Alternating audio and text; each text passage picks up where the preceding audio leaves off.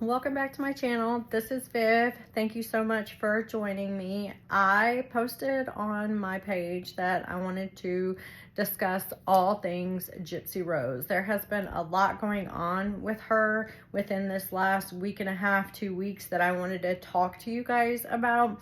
The first thing that we're going to kind of go in a line.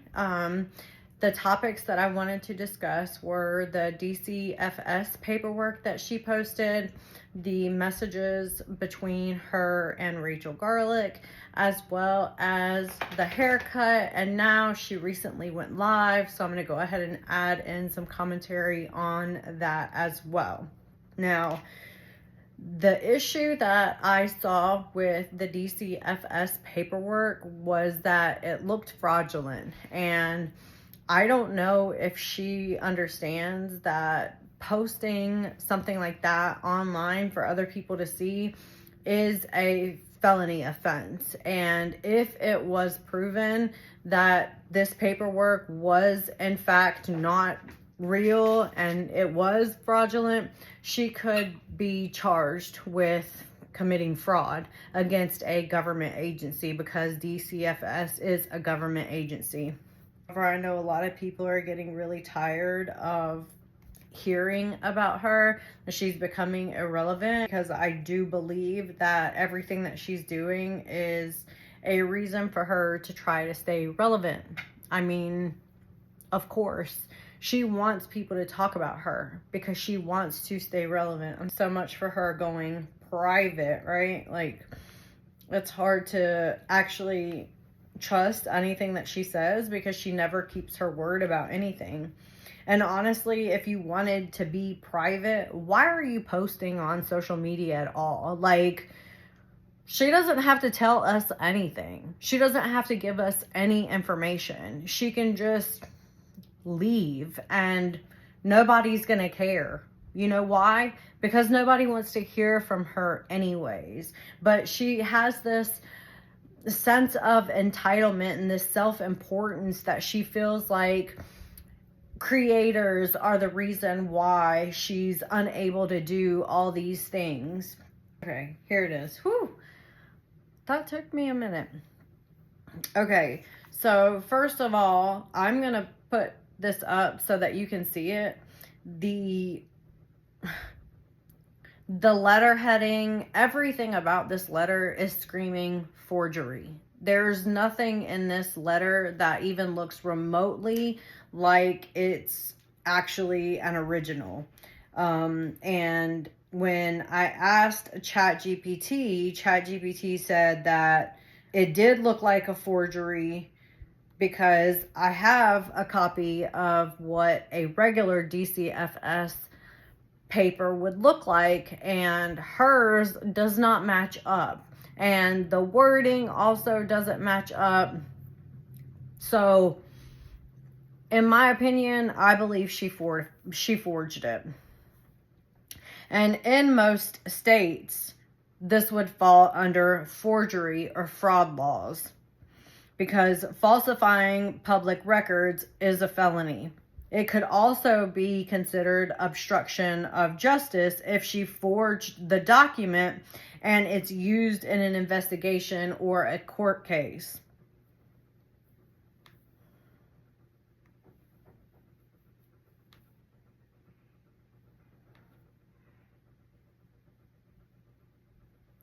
And ChatGPT says that intent really matters here. And if Gypsy can show she had no idea the doc was bogus, which we all know she was the one who forged it. Like, this wasn't a letter that she received from someone in the government. No. She created this because she wanted to show it to people online, as if this was going to prevent people from actually believing that there's still an open case with DCFS. I believe there is still an open case with DCFS. I do not believe that their case was closed, even though Ken says that it is, and Gypsy was trying to post this paperwork to say that it was. I do not believe that any of that is true and accurate. I think that she's lying.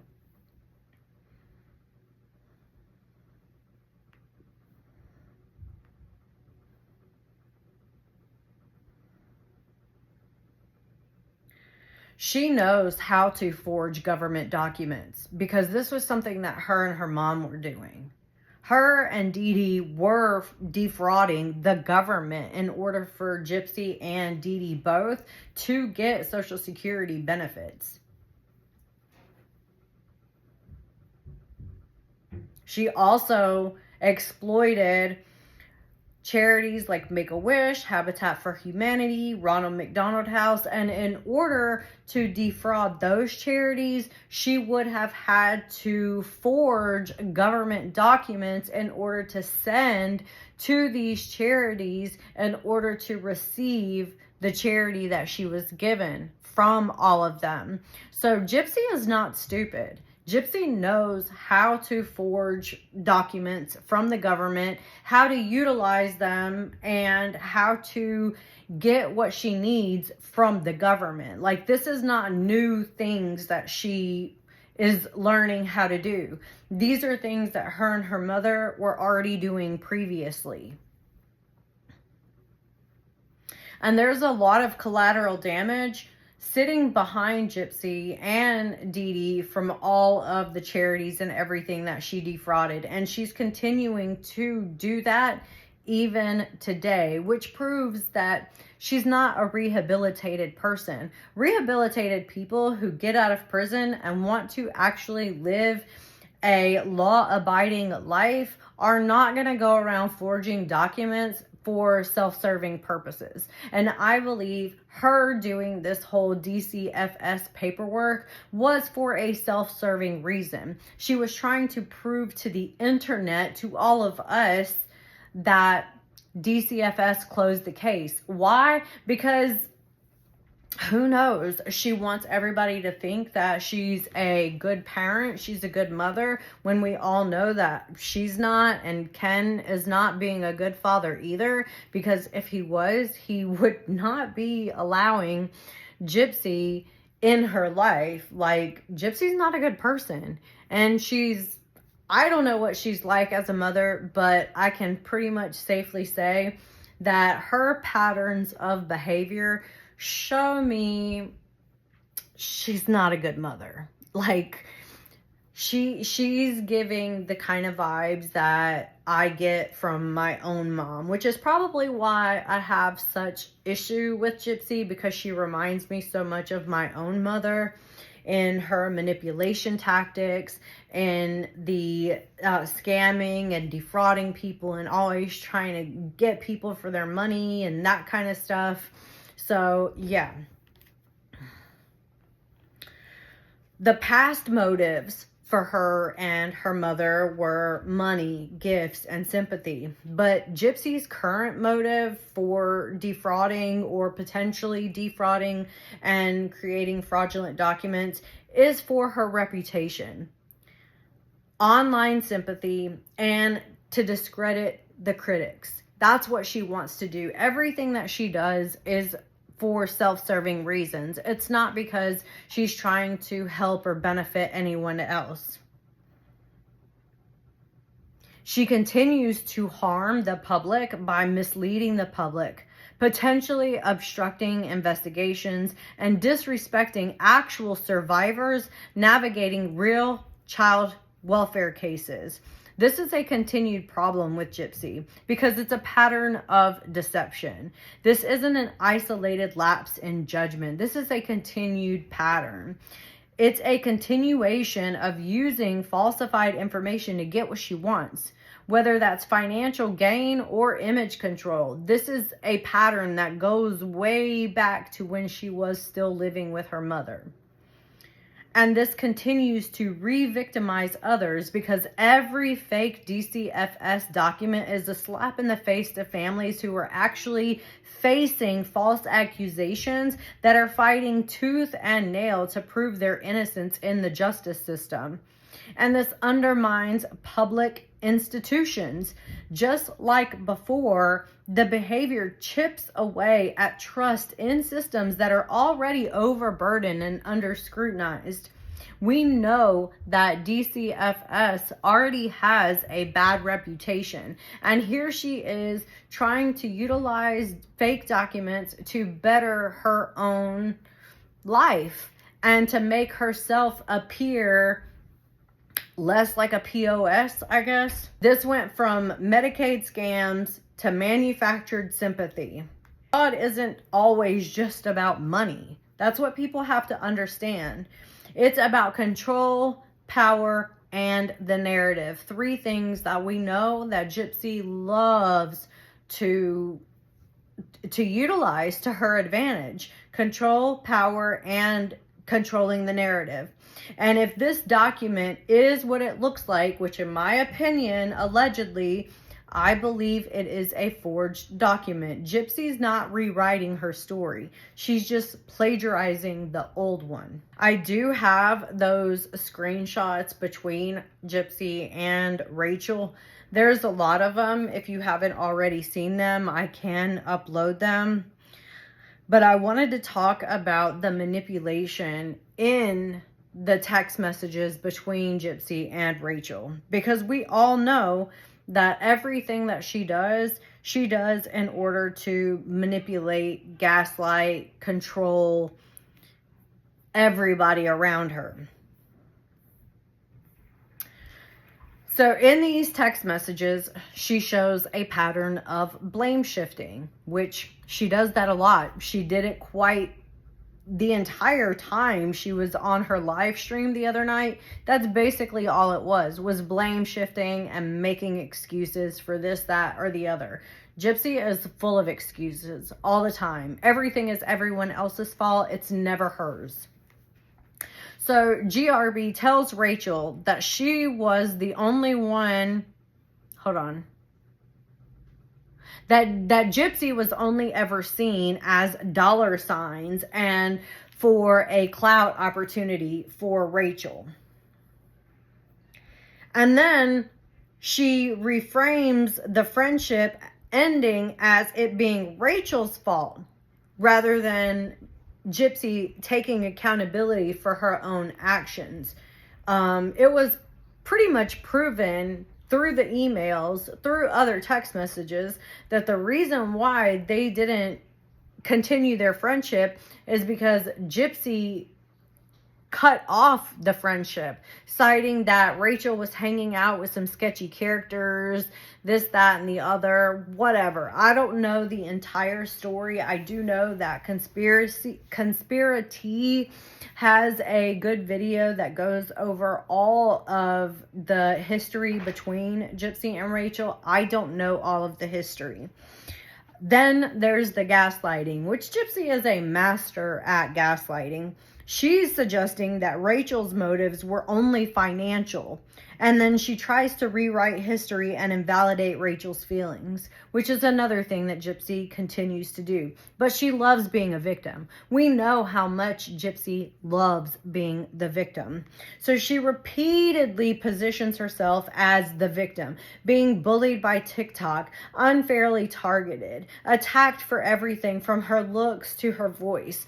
This is, again, manipulation. Why? Because it creates sympathy and distracts from accountability. And we all know that Gypsy's not going to take accountability for anything. Why? Because she simply does not know how.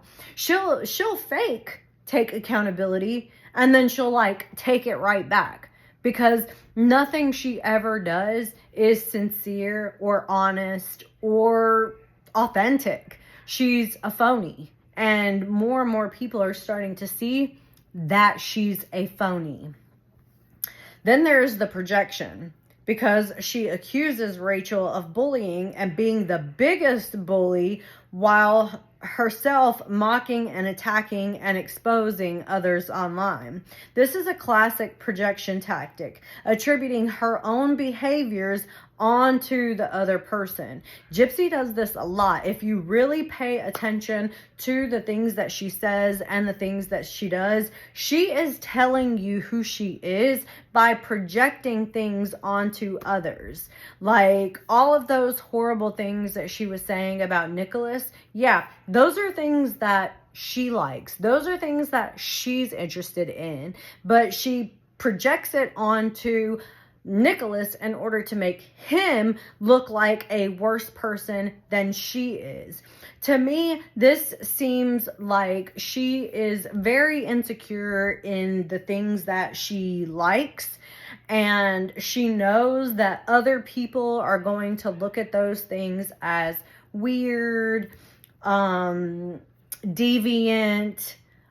sadistic, dangerous, all of those different things. And she has inner shame for being this type of person. So instead of saying, yes, I am into all this sadistic BDSM, great fantasies, I'm into all these different things, instead of owning it and just, empowering herself with knowing that these things are things that she likes and enjoys, she projects them onto other people so that she doesn't feel so bad about herself and the other person feels bad about themselves.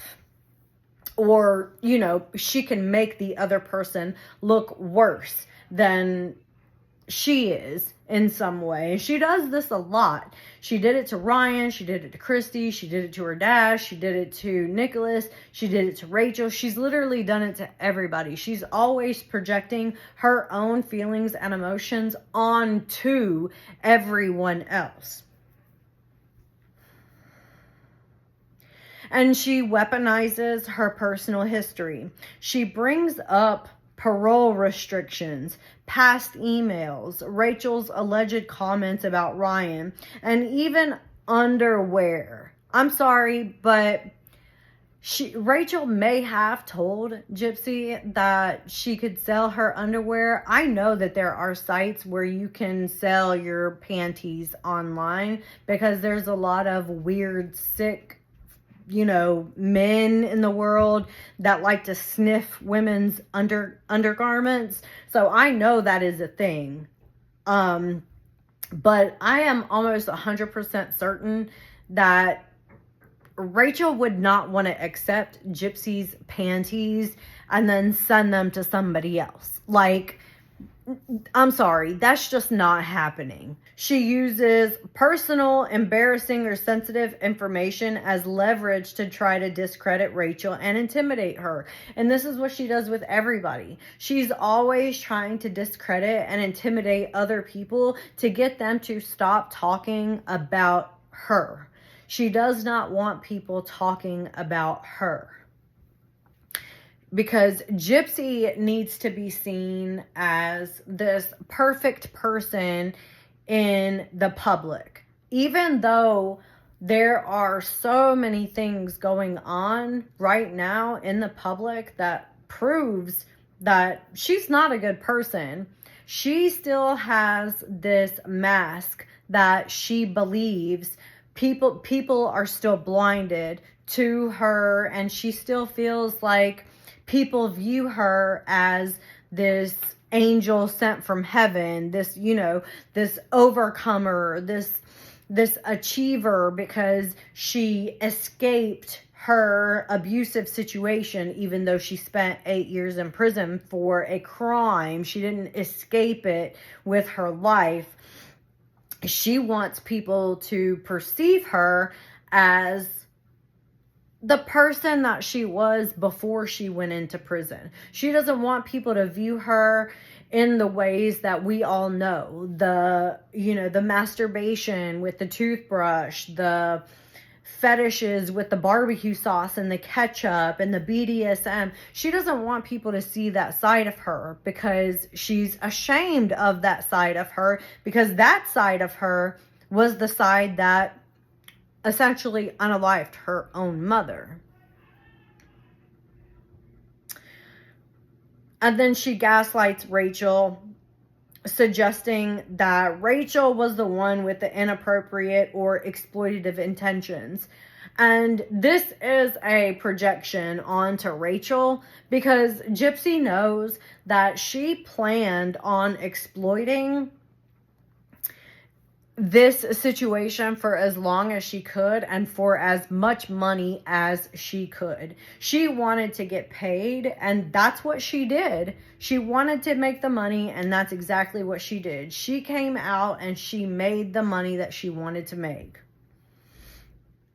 And then she invalidates reality. I deleted my 9.4 million TikTok. We know it wasn't fully deleted. Like, anytime, like, you can even go on Facebook and try to deactivate your account on Facebook, and it gives you 30 days to log back in. And if she logged back in and logged it back in into private, we wouldn't know. So she could have had this account set to private the entire time, and we would not have known that it was set to private. And she could be lying and say that she had it set to delete. But look at what happened yesterday. She went live. Why? Because she does not actually want to delete the account. She just wants everybody to feel like, I can let it go, no problem. I don't need 9.4 million followers. But for somebody who doesn't need it, or they don't look to their follower count for validation, she sure does say a lot. 9.4 million followers, 9.4 million followers. Like, that's what she has in her mind, because that number in her mind validates how important she is in society, even though she's not, because it's all based on bullshit and lies. And in my opinion, I believe that they were bought followers. And then she minimizes and does her deflection bullshit. When Rachel calls her out, Gypsy flips it into, you're twisting my words. I never said that, or you're just blind. The continued manipulation, and it dismisses Rachel's points without addressing them. And then it makes Rachel doubt her perception by insisting that she's misunderstanding or exaggerating. This is why it's really important to understand how manipulation works, how gaslighting works, because people utilize it in every single situation that they can in order to be and feel more superior than you. And Gypsy has this overwhelming sense of grandiosity that she must feel superior to everyone. And she did it to Rachel as well, boasting about those 9.4 million followers, interviews, and exposure. And this is basically telling Rachel, I'm more superior than you, and I have more authority than you because I have more followers. People care about what I have to say. Nobody cares about what you have to say. And then she implies that Rachel's critiques are invalid because of GRB's success outweighs them. Meaning, I have these followers and you don't, so nothing you say matters. Thing called conditional kindness. I can advocate without posting about it, not that you'd understand. Really? Because everything that Gypsy has done to advocate, she has definitely posted about it. What was that little boy that has a similar disorder to Gypsy, Lewis? And didn't she put like a whole story in TMZ about Lewis coming over to her hotel room and then bringing her baby gifts? Like, this was supposed to be some sort of an advocating situation, but they were bringing her gifts. And she boasted about it on TMZ. She also posted the other day that she cut off all her hair in order to donate it to charity. Like, nothing she does is about actually advocating for anyone else in private. I highly doubt she's done anything to advocate for anyone in private. Remember, she also wanted to donate to Habitat for Humanity, but only if the cameras could go. Yeah, this is the same person who's sitting here trying to act like she doesn't need to post about her advocacy work and, you know, basically make Rachel look inferior. It says, I know what real friendship is, and you were never a real friend. Gypsy doesn't know what a real friend is. She has no idea what real friendship is. And this frames Gypsy as morally superior. You actually think Gypsy is morally superior than Rachel? I don't even know Rachel, and I can bet you Rachel's morally superior. Anyone who hasn't committed a murder is morally superior than Gypsy. And then she gaslights, suggesting that Rachel is incapable of understanding or being a real friend. And then she goes to the threats and intimidation, mentions that that we haven't gotten to emails between Gypsy and Rachel yet. Wait until those emails come out, claiming that Rachel tried to mooch or sell things on the dark web. You know, the dirty, crusty panties. She tries to silence Rachel by hinting at reputational destruction, by saying that these emails between Rachel and Gypsy are going to somehow be worse than emails that we've read of Gypsy's. I'm sorry, there is absolutely nothing that could be worse than anything that we've heard about Gypsy when it comes to Rachel or anyone else, unless they have done child SA. That's the only thing that could be worse than anything that Gypsy has done, because she's a convicted murderer. So the only worst thing is child SA. These text messages, she's also hinting at like religious stuff. Like all of a sudden now she's like into God or whatever. And she says, she's talking about karma, saying God's forgiveness and how her haters will have to face God and they're going to get their karma. She tries to use religion and morality to elevate herself while condemning others. Like, girl, it doesn't matter. You've murdered somebody. Like, there's absolutely nothing that anybody else could do that would be as bad as what she's done. And it's not just about the crime. It's about everything that's happened since then as well. And I think that that's what a lot of people forget, is a lot of people forget that they think that we're upset because of the crime that she committed. And I'm saying that was the start of why people got interested in her. But once we realized everything that her and her mother had done prior to the crime, then the crime, and then everything she's done after, that's solidified the opinions in people's minds about who Gypsy Rose actually is.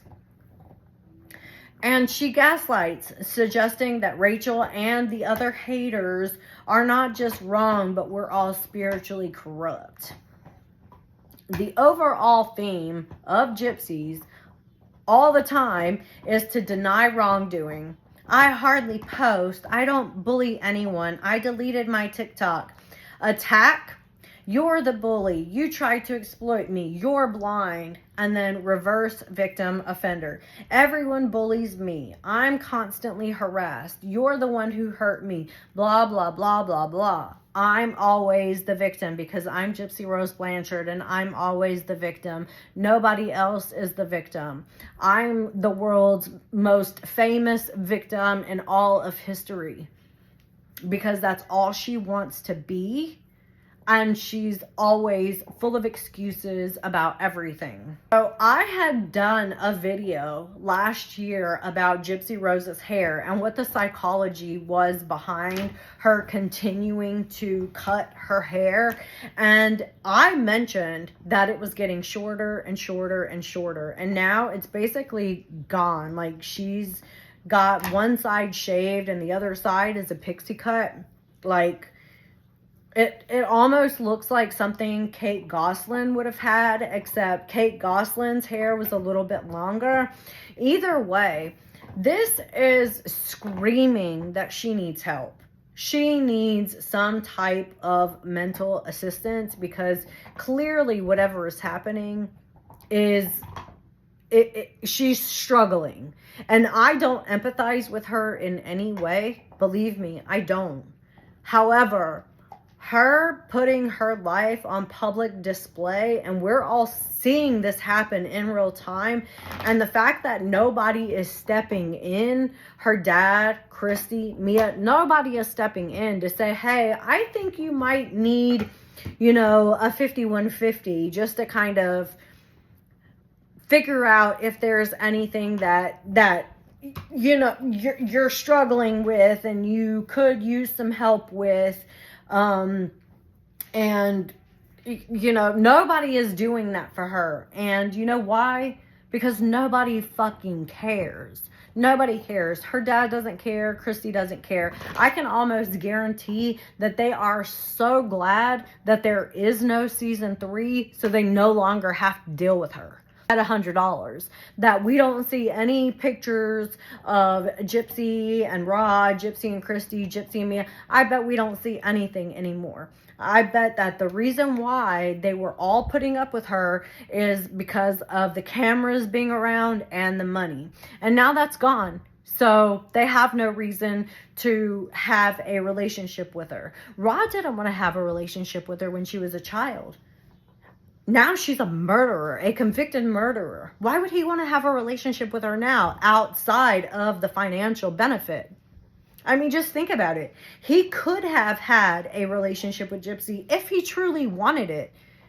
They didn't live that far away. I'm sorry. An hour to drive to see your sick child is not that far. If you actually wanted to go and visit your sick child, you would have driven that hour to go and visit with your sick child. He didn't want to. He didn't care. Dee Dee was taking care of it, and that's all that mattered to him. Out of sight, out of mind. And that's how it's always been with Rod. Out of sight, out of mind.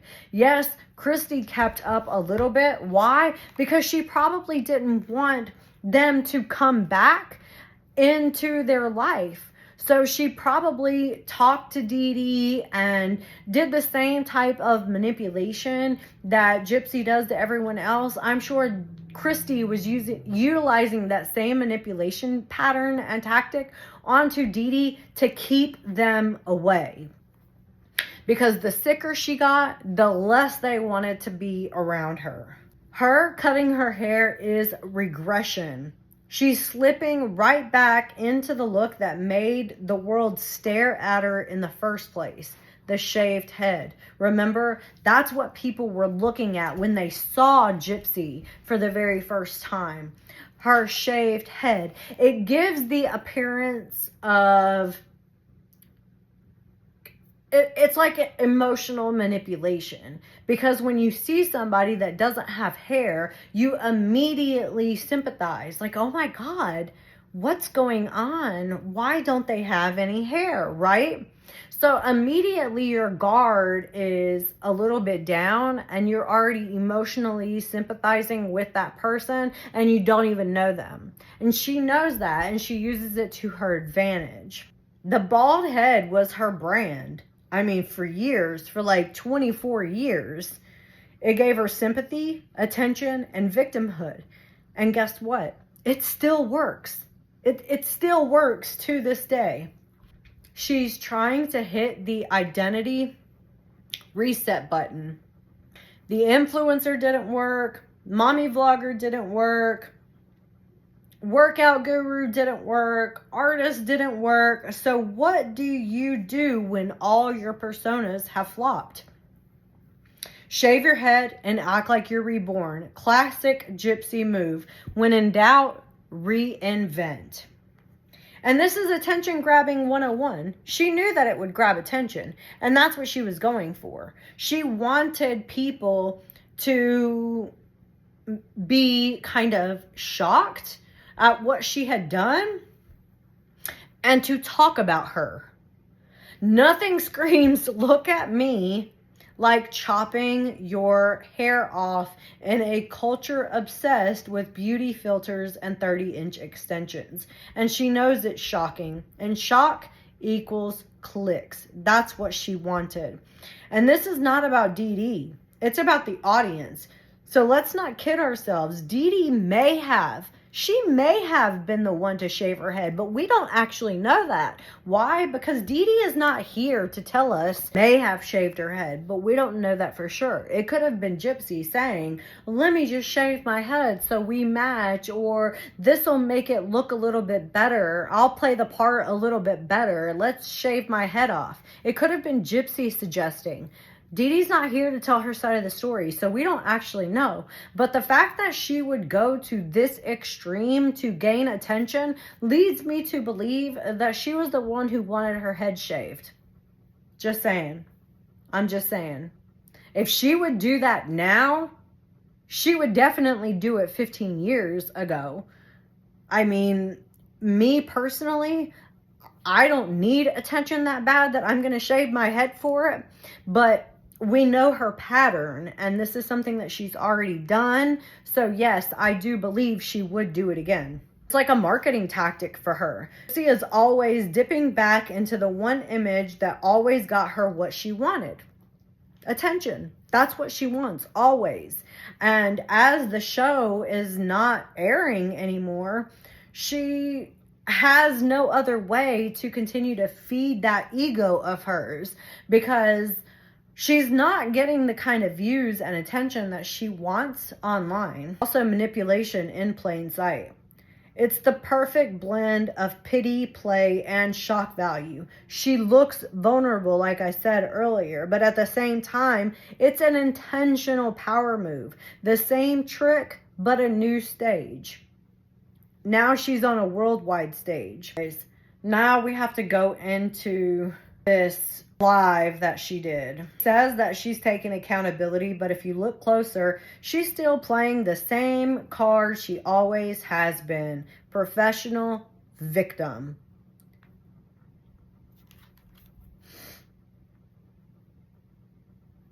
Literally the day after finishing parole, Gypsy posted, "I'm breaking my silence." She claimed justice was served. She's moving forward. But she also posted like 80 pictures, screenshots of Nicholas's emails, and painted him as the master manipulator. He was still controlling her from prison. Notice the pattern? She's the one who's grown while he's the eternal villain. That's not accountability, it's deflection. Dr. Mark Feldman said that Gypsy's public image is rooted in trauma, but it also feels like manipulation. Basically, she learned early how to make people feel sorry for her. And now she's cashing in on that same playbook. One of the biggest things that everybody's talking about is the jealousy between her and Mia. And I still believe that she's jealous of Mia. And I personally believe that the entire time that Mia was living at Gypsy's house, that Gypsy was there. Remember when Gypsy was posting, and every time she posted, you could tell that it was the background at Ken's house and not at her dad's? Yeah, that was probably the same time that Mia was living at Ken's. And I also believe that the reason why she allowed Mia to stay there was so that she could feel superior to her sister. Oh, look, my sister doesn't have a place to stay. She's living at my boyfriend's house, and if it wasn't for me, she'd be homeless, or some bullshit like that. Because we have to remember that Gypsy had taken over Mia's room. It wasn't like she could go back to her own house and sleep in her own bed, because Gypsy's crusty ass was sleeping in Mia's bed at her dad's house. So where did Mia have to go? Yeah, they let Mia stay at Ken's, and I believe that that was done in a way so Gypsy would feel more superior to Mia. She says that she wants everybody to leave her alone, and she was talking about the fact that she can't go out and get a real job because people won't let her Nobody is stopping Gypsy from doing anything. Like, nobody is stopping her. She's stopping herself because she cares too much about what everybody has to say about her, that she's allowing the opinions of others to prevent her from being able to do what she needs to do in order to provide for her own child. She's the one who brought this child into the world, knowing that she's a convicted murderer and that she may not be able to get an actual job out in the public. She knew that beforehand and did it anyways. Why? Because she didn't care. She brought this child into the world because she's a selfish, crazy bitch. That's why. She wasn't thinking about this child in any way. She was only thinking of her self-serving ways. And this is a constant pattern with her. As I pointed out in the beginning, everything she does is for self-serving reasons. Talks about how her daughter has healed so much of her pain. That's not what children are for. Children are not your emotional comfort blanket. They are actual human beings that are autonomous and need to be treated as an autonomous human being. She's not her security blanket. She's not here to heal her trauma. She's here to be her own person. And I don't even believe that that is true. I don't even believe that this baby has healed any of Gypsy's trauma. In my personal opinion, I think that she's just saying that as a way to try to make everybody feel like she's a good parent. She's not.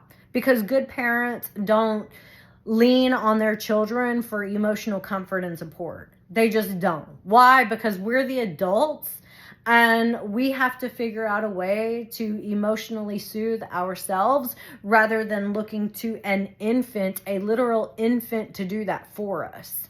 Yeah. And there was another thing that she talked about, how she was saying that people are not letting her live her life. People are not letting her delete her 9.4 million followers. Again, nobody is stopping her. This entire live was nothing but excuse after excuse after excuse to her being the victim. It's just like a continual thing with her, and it is so overplayed, so overdone, so annoying. And I have gotten to the point where I just like don't even want to hear anything about her anymore, because it's to the point where it's so repetitive. Like, we've seen all this. She has, for the last year and a half, she has taken us through every pattern, every manipulation tactic, and it has been a circle of the same shit for the last year and a half. And nothing has changed. She keeps saying that she's grown, but she hasn't, because if she has truly grown, she wouldn't be doing the things that she's doing. She wouldn't be caring about what people are saying about her online. She would just go out and do what the fuck she needs to do to take care of her child, rather than expecting everybody else to submit to her and what she needs. It's not our job to give her what she needs. It's not. It's not our responsibility. If she needs to make money, then she needs to fucking learn how to go out and do it. And if people are buying her art, okay, fine, whatever. You want to waste your money on art that a murderer made? Okay, that's you. I'm not going to do that. I'm not going to support a murderer. And eventually, most people are not either. And she's going to have to get a job doing something. And there is absolutely no reason at all why she cannot work from home. Why she cannot go out and get a job. Ken is a bartender and works mainly nights, which means that he's home during the day and she can go out and get a job at McDonald's. Yeah, she can. You know what? She doesn't even have to work at the front. She can stand in the back with a hat on and nobody has to even know that it's her, and flip burgers. She can get a job. She's choosing not to because she's fucking lazy. I mean, let's just keep it real. She's fucking lazy. She doesn't want to do anything that normal people have to do because she thinks she's better. She thinks she's better than everybody and that she doesn't have to do any of the things that normal American citizens have to do because she's an entitled, spoiled brat who is better than everyone because she was on reality TV because she killed her mom. That's how she feels. She feels superior to everybody. And why should I have to get a job? I was on reality TV. I was on reality TV. And people know who I am. I'll just be recognized too much. Like, girl, nobody gives a fuck about Gypsy Rose Blanchard. Seriously. Most people don't care. But anyway, that is everything that I have to say for today. If you like the video, please make sure you hit the like and subscribe button, and don't forget to comment below. I do still have to make my video on Orion Anderson, but it's going to be a little bit of a twist. So thank you so much for watching. Make sure you turn on those notification bells if you want to see more of me in the future. Thank you so much.